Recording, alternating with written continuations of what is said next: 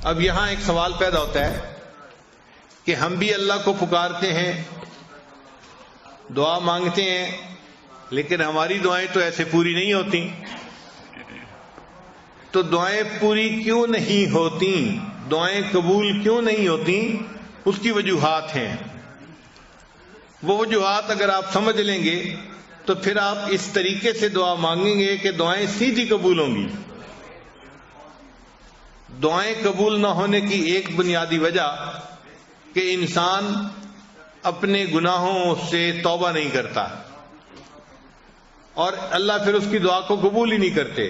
ہم گھروں میں دیکھتے ہیں جو بچہ پڑھائی اچھی کرتا ہو، اچھا گریڈ لیتا ہو، ماں باپ کی فرما برداری کرتا ہو، اگر یہ بچہ کبھی کوئی چیز مانگے تو آدھا کہے ہم اس کو چیز لے کے دے دیتے ہیں.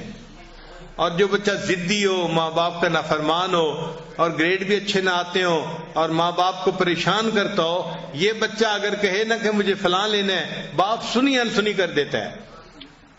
اسی طرح جو بندہ اللہ کے نافرمانیاں کرتا ہے، اللہ اس کی سنی انسنی فرما دیتے ہیں. تو پہلی وجہ دعائیں قبول نہ ہونے کی اپنے گناہ ہیں.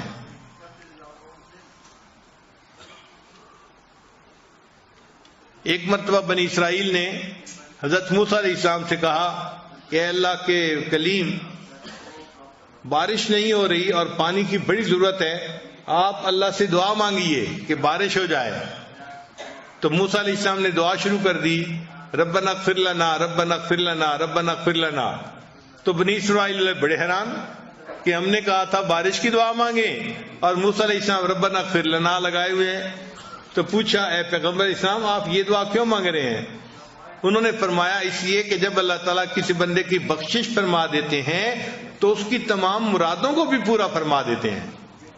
تو ہمارے گناہوں کو جب اللہ معاف کریں گے تو ہماری تمام مرادوں کو بھی اللہ پورا فرما دیں گے. تو دعائیں قبول نہ ہونے کی پہلی وجہ انسان کے گناہ ہیں.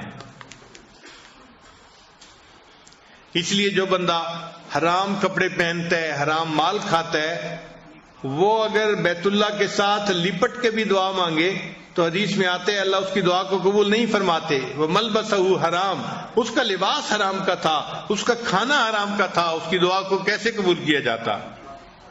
تو حرام مال جس میں سود شامل ہو، جس میں لوگوں کا حق شامل ہو، تو ایسا حرام مال جو ہے اس والے بندے کی دعا قبول نہیں ہوتی. تو ہمیں چاہیے کہ ہم حلال کا اہتمام کریں تاکہ ہمارے اٹھے ہوئے ہاتھوں کو اللہ قبول فرما لے. اور ایک تیسری وجہ بھی ہے کہ اللہ تعالیٰ کئی مرتبہ بندے کی دعا کو فوری قبول نہیں کرتے، صرف یہ دیکھنے کے لیے کہ یہ میرا بندہ پکا ہے یا کچا ہے.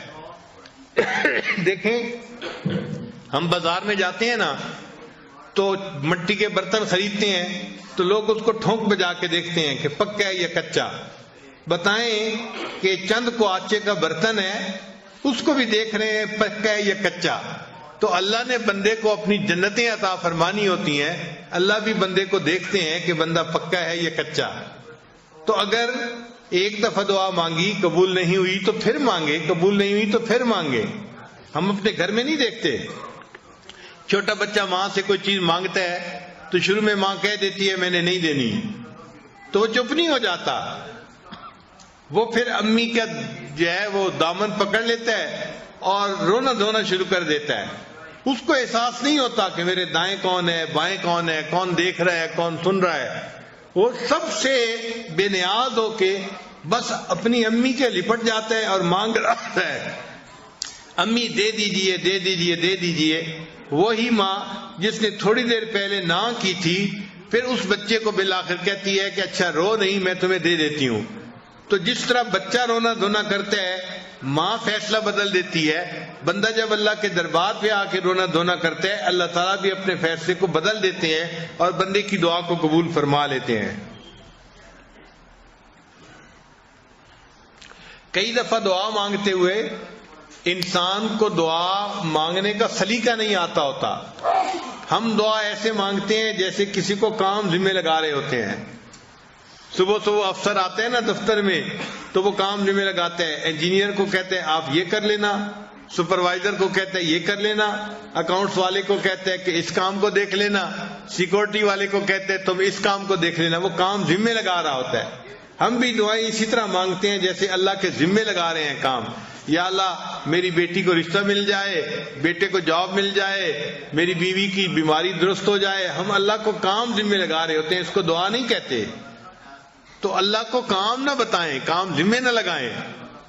اللہ تعالیٰ کائنات کے مالک ہیں، ان کے سامنے عاجزی سے مانگنا پڑتا ہے، اور عاجزی سے مانگنا ایک ڈیفرنٹ چیز ہے۔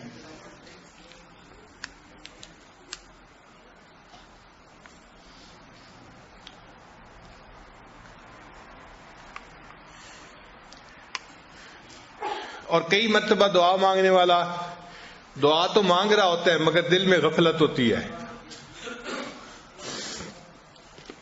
دل میں غفلت ہوتی ہے، اور دل کی غفلت کی وجہ سے اللہ اس کی دعا کو قبول نہیں کرتے۔ چنانچہ حضرت موسیٰ علیہ السلام ایک دفعہ جا رہے تھے، حدیث پاک میں ہے، ایک چرواہا بڑا مانگ رہا تھا اللہ سے دعا، تو حضرت موسیٰ علیہ السلام نے دیکھا کہ وہ رو بھی رہا ہے، دعا بھی مانگ رہا ہے، تو حضرت موسیٰ علیہ السلام نے اللہ تعالیٰ سے فریاد کی کہ اے اللہ، آپ کا بندہ ہے، آپ کے سامنے آہوازاری بھی کر رہا ہے اور دعا بھی مانگ رہا ہے، اور آپ دعا کو قبول نہیں فرما رہے۔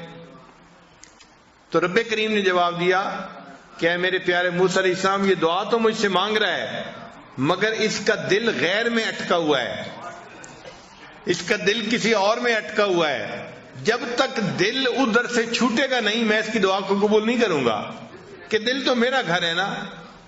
تو بجائے اس کے کہ دل میں مجھے بساتا، اس نے دل میں کسی مخلوق کو گھسا لیا ہے، اس لیے دعا قبول نہیں ہوتی۔ تو حضرت موسیٰ علیہ السلام نے چرواہے کو بتایا، چرواہے نے اس سے توبہ کی اور اللہ نے اس کی دعا کو قبول فرما لیا۔ اب ہماری دعا کی قبولیت کئی مرتبہ یہ بھی ہوتی ہے دیر اس میں کہ دل اٹکا ہوا ہوتا ہے۔ نوجوان لوگ ہیں، کسی کا دل اے میں اٹکا ہوا ہے، کسی کا دل بی میں اٹکا ہوا ہے، کسی کا دل سی میں اٹکا ہوا ہے۔ تو جب دل غیر میں اٹکا ہوا ہو تو پھر اللہ تعالیٰ اس کی طرف توجہ نہیں فرماتے کہ تم نے میرے گھر پر غیر کو قبضہ دے دیا اور غیر کو گھسا لیا، میں تمہاری بات ہی نہیں سنتا۔ تو ہمیں چاہیے کہ ہم اپنے دل کو اللہ کے لیے خالص کر کے پھر اللہ سے دعا مانگیں۔ اور کئی مرتبہ ایسے بھی ہوتا ہے کہ انسان دعا مانگتا ہے اور دل میں شیطان وسوسہ ڈال رہا ہوتا ہے کہ تیری دعا قبول نہیں ہونی، تو بڑا ہی گناہگار ہے، بڑا ہی خطا کار ہے، تیری دعا کہاں قبول ہونی ہے، تو جتنے پانی میں ہے وہ تو جانتا ہے۔ تو شیطان کے اس وسوسے کی وجہ سے بندہ سمجھتا ہے کہ میری دعا قبول نہیں ہونی، تو جب یہ گمان کرتا ہے کہ قبول نہیں ہونی تو دعا قبول نہیں ہوتی۔ اب ایسا وسوسہ اگر شیطان دل میں ڈالے تو شیطان کے اس وسوسے کو رد کریں۔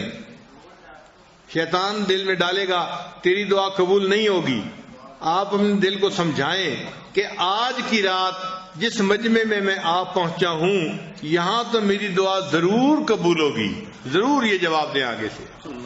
آپ غور کریں کہ اللہ نے شیطان کی دعا کو قبول کر لیا تھا جبکہ شیطان نے سجدہ نہیں کیا تھا، اور یہاں جتنے لوگ بیٹھے ہیں یہ تو عشاء اور تراویح کے کتنے سجدے کر چکے ہیں، اتنے سجدے کرنے کے بعد اگر یہ دعا مانگیں گے تو ان کی دعا کیوں نہیں قبول ہوگی؟ تو شیطان بدبخت کو جواب دے کہ مردود تو نے تو سجدہ نہیں کیا تھا، اللہ نے پھر بھی تیری دعا کو قبول کر لیا، میں تو اتنے سجدے کر کے اللہ کے گھر میں بیٹھا ہوں، میری دعا اللہ قبول کیوں نہیں کریں گے؟ اور اس کو پھر یہ بھی جواب دیں کہ دیکھیں اللہ نے تو تمہیں اپنے دربار سے دھتکار دیا تھا، فخرج منہا، نکل جا یہاں سے، تو تجھے تو گھر سے نکال دیا تھا، پھر اللہ نے تیری دعا کو قبول کر لیا، اور مجھے تو اللہ نے گھر سے نکال کے اپنے گھر میں پہنچا دیا ہے، میں تو اللہ کے گھر میں بیٹھا ہوا ہوں، تو گھر میں بیٹھے کی دعا اللہ کیوں نہیں قبول فرمائیں گے؟ تو اس لیے شیطان اگر یہ وسوسہ ڈالے تو اس کو جواب دیں کہ بدبخت تیری دعا قبول ہو گئی تھی تو میری یقیناً قبول ہوگی، میں تو کلمہ پڑھنے والا ہوں، میں تو اللہ سے محبت کرتا ہوں، مان لیا کہ میرا نفس جو ہے مکار ہے اور تو میرے نفس کو گناہوں پہ ابھار دیتا ہے اور میں گناہ کرتا ہوں، لیکن میں اس پر نادم ہوں، شرمندہ ہوں، اس لیے تو میں اللہ سے معافی مانگنے کے لیے آیا بیٹھا ہوں۔ تو اللہ تعالیٰ کسی بندے کی دعا کو رد نہیں فرمائیں گے۔